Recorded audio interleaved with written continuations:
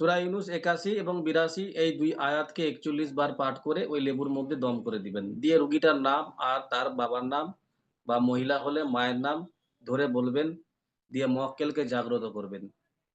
এই আয়াতের মুয়াক্কেলগণ আপনাদের সকলকে আমার পক্ষ হইতে সালাম।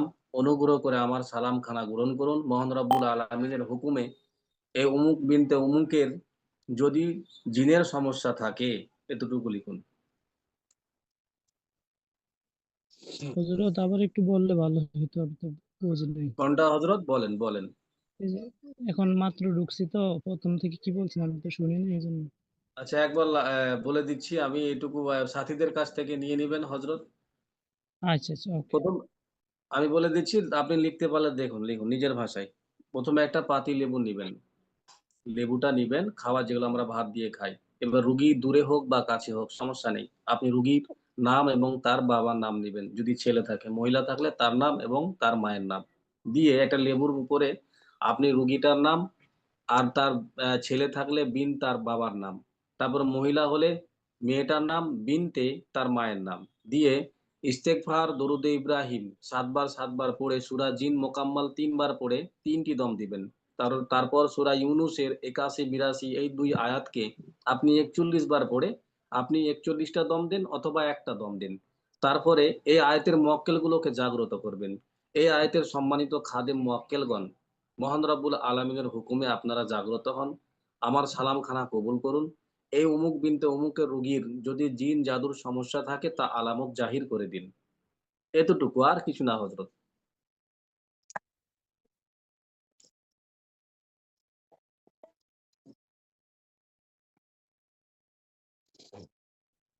হযরত এটার জন্য তো আর মক্কেল সাধন করতে হবে না, হ্যাঁ?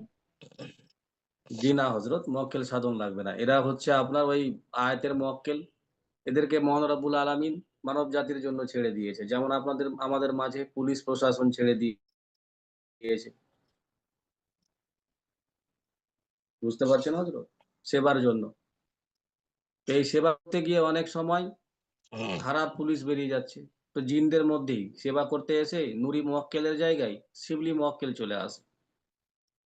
সেগুলোকে কিভাবে যাচাই করবেন, কিভাবে পরীক্ষা করবেন, কোনটা শিবলি, কোনটা নুরি, আগামী ক্লাসে ইনশাআল্লাহ বলা হবে। আপনি তো ডাকছেন নুরি মুয়াক্কেলকে, অথচ শিবলি মুয়াক্কেল আসছে কি করে?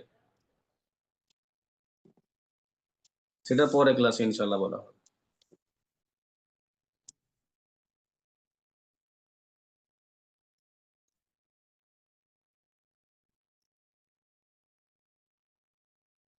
বাহাউদ্দিন সাহেব, আপনি মিউট করলে তো হবে না। বাহাউদ্দিন সাহেব, আপনি আসছেন বন্ধু? জি হযরত, আছি আমি।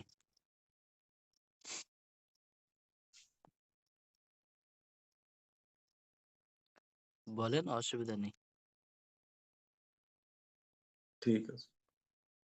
এতটুকু লিখা হয়েছে হযরত, এ আয়াতের মুয়াক্কেলগণ আপনাদেরকে সকলকে আমার পক্ষ হইতে সালাম। অনুগ্রহ করে আমার সালামখানা গ্রহণ করুন। মহান রব্বুল আলামিনের হুকুমে অমুক বিনতে অমুকের জিন জাদুর সমস্যা হলে আপনি আলামত জাহির করে দিন। এতটুকু হয়েছে হযরত? লেখুন, জিনের সমস্যা হলে রুগীটা এবারে আপনি কি করবেন, লেবুটাকে এটুকু বলার পর, হুকুম দেওয়ার পর লেবুটাকে ৪ পিস করে কাটবেন, ৪ পিস করবেন। দিয়ে ১ ঘন্টা রেখে দিবেন লেবুটাকে। ওই লেবুখানাকে ৪ টুকরো করব এবং ৪ টুকরো করার পর ১ ঘন্টা পর্যন্ত লেবুটাকে রেখে দেব।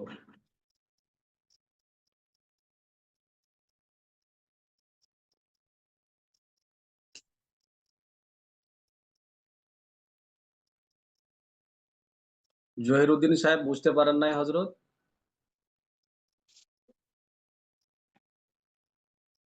কোথাও আটকে গেলে বলবেন, বারবার বলবেন, সমস্যা নেই। বলবো, আমি বসে আছি।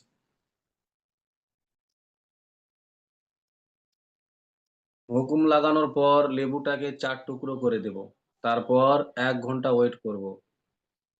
১ ঘন্টা পর রুগীকে জিজ্ঞেস করব এবার যে, "তোমার শরীরের কি অবস্থা?" আলামতগুলো আপনাকে বলে দিচ্ছি।